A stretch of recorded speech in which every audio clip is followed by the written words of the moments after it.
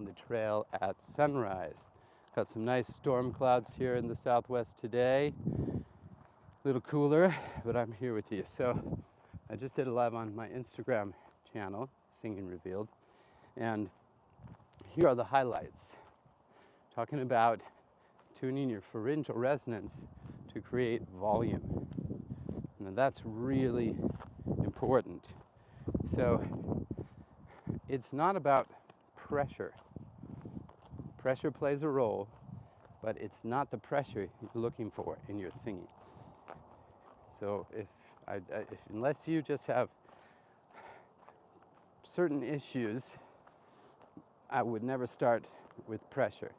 You've got to start regulating your pressure, but pressure is not the solution. You see, all your favorite singers in the commercial world, actually in every style of singing, understand that you need to learn to tune your pharyngeal resonance, because that does most of the work for you.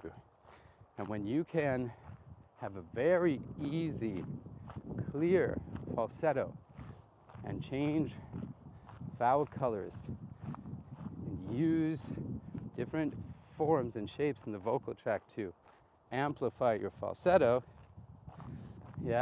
then, or your head voice, if you're a female singer, then your voice is going to get clear and you will unlock the acoustic power of the voice. From there, all you have to do is add incrementally pressure.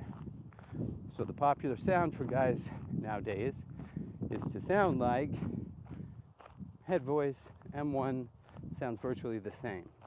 Just listen to a singer like The Weeknd, Bruno Mars, they're all doing this.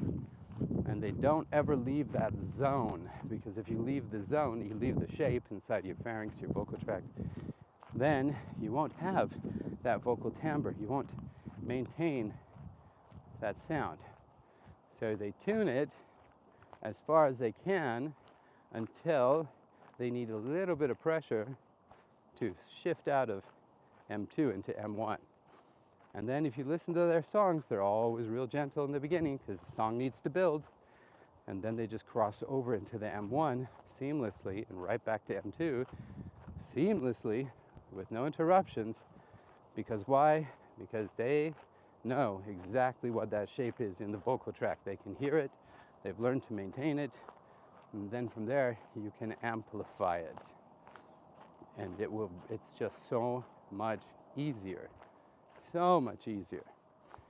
So you can get really loud and you can use pressure, but it's not going to do you any good if you haven't learned to coordinate your vocal tract shape, your pharyngeal resonance. All right. The other thing we talked about that's really fascinating is how the human voice, by activating the resonance frequencies, can be heard over an 80-piece orchestra. Now, I've done this in real life many times. I've sung various concerts with 85-piece orchestras, and it's loud. It's loud. It can be intimidating. And usually what it does is it tricks you into putting on too much pressure, because you're not sure if you can be heard until you are. So it's all about getting the right vowel shades. What is a vowel? A vowel is nothing more than a shape in the vocal tract. It's not just a tongue position. That's what people used to say. Your tongue needs to be in the right zone, but it has a lot to do with the shape of your pharynx, your embouchure.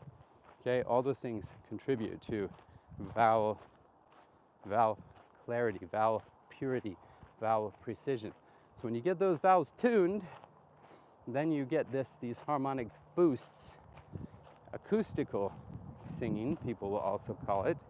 You get acoustic power that comes from the vocal tract, and that will tune your voice and give it more energy in a frequency spectrum of 35 to 4,500 hertz.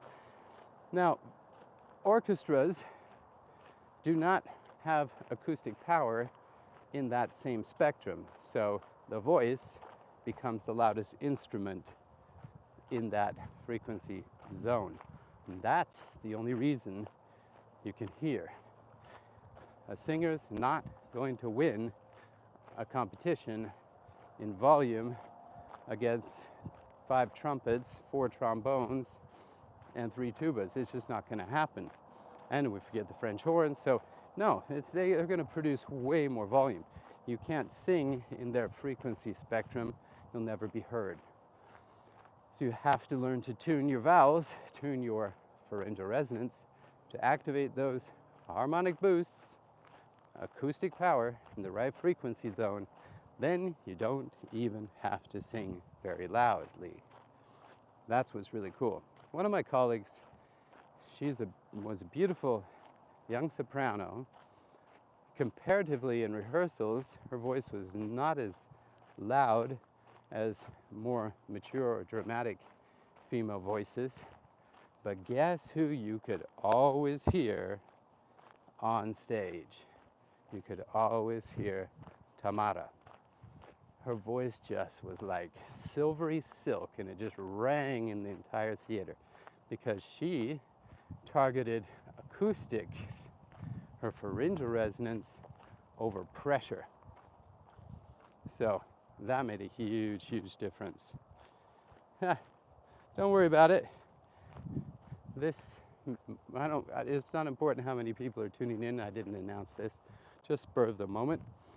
So people will watch it later, and hopefully they'll get some wisdom from the tips I'm sharing. So more important than putting pressure on your voice, always, always, always, is shaping your vocal tract to tune your pharyngeal resonance. It's going to completely revolutionize your sensation of singing. You will feel like you're working hardly at all. But this is an important concept, because if you sing, like I've done many times, on an operatic stage, and you're on the stage for hours, or musicals, big dance musicals, you're working, your body's working, and that's what you want. Your body's taking over the effort and supplying your voice with the subglottic pressure it needs. So you're going to be tired, but your voice will not be tired. All right? It will not be tired. So just remember, the key to your success in singing is listening and hearing, identifying the sound frequencies that those singers are targeting.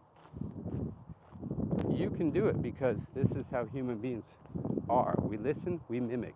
So again, listen, mimic, record yourself, listen back to you and the recording, identify what sounds different, and give it another shot. Don't apply pressure first. Try and shape it. Even if you go into head voice or falsetto, if you can get the sound, it's to sound very similar, then you can start incrementally adding a little bit of pressure. All right? People do it way too fast. You know, it's just like if you're driving your car, you shift up through first to fifth to sixth gear. You don't drop it down into second gear when you're going, 100 kilometers an hour. You're going to wreck your car and your motor. Don't do that to your voice. You've got to incrementally learn how to do it. Because when you do start applying pressure or taking off and out, reducing pressure, your pharynx and your vocal tract shape has to learn to maintain the shape without the pressure, or maintain it with varying degrees of pressure. That's coordination. You will develop that. All right, guys, you have a great day. If you haven't joined the Big 5 2.0 pharyngeal resonance training, it's not too late. All the classes are recorded and in your archive. Join up and come and join us in the live classes. Have a great